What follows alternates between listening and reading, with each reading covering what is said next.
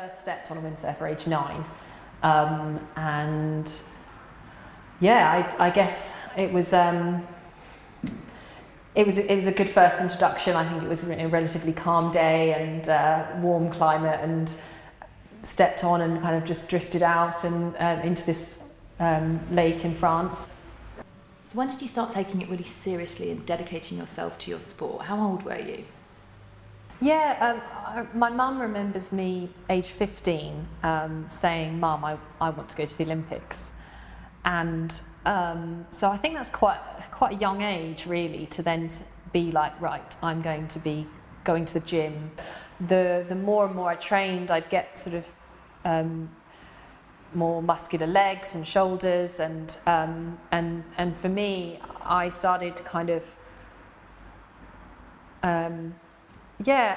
rather than celebrating that sort of muscular physique, I ended up kind of being quite timid about it.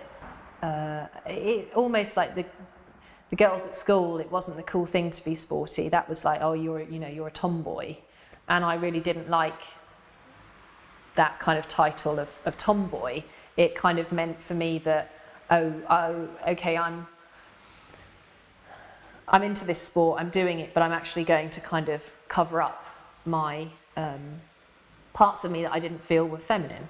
So I kind of had this sense, again, that almost like I was able to escape from those bullies at school and that kind of attitude that maybe my classmates had, and be with like-minded people that really kind of celebrated that physicality and that enjoyment for the outdoors and for the water. So how do you feel about your body now? As a decorated athlete, a champion in your field, how do you feel, Bryony, when you look in the mirror? I love looking at my body now. I'm really proud of and I'm happy to show it off with, you know, sleeveless tops and sports bras and things, and I think it's yeah, it's definitely a shift in my own sort of self-confidence in many ways, and it's really helped me blossom, I think, as a person, not just how my physicality is, but also the confidence as a whole, body and soul. Do you think male athletes have an easier time than female athletes? Yes. Why? I think it's very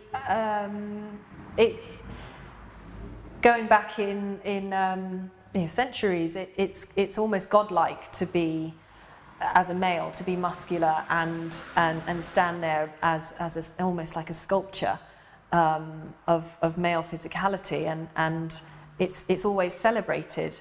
Whereas I think what's celebrated in women is their femininity, and the guys, the stronger they get, they look in the mirror and they're like, yeah, brilliant, I've got this bicep bigger than it was 10 weeks ago, and it's something that I think most men aspire to, but a muscular woman is maybe not what most women aspire to. So it's quite tough in sport for a girl to feel to feel accepted, to feel comfortable in her own skin, and not be labelled as that tomboy or. So what's your goal for Rio? What are you going for? I'm going for gold in Rio. Yeah,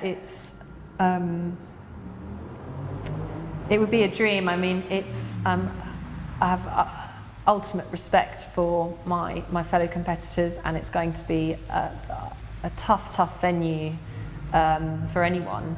You have to be versatile, you have to be adaptable, and I feel that I'm becoming that, potentially the most adaptable, versatile sailor in the fleet.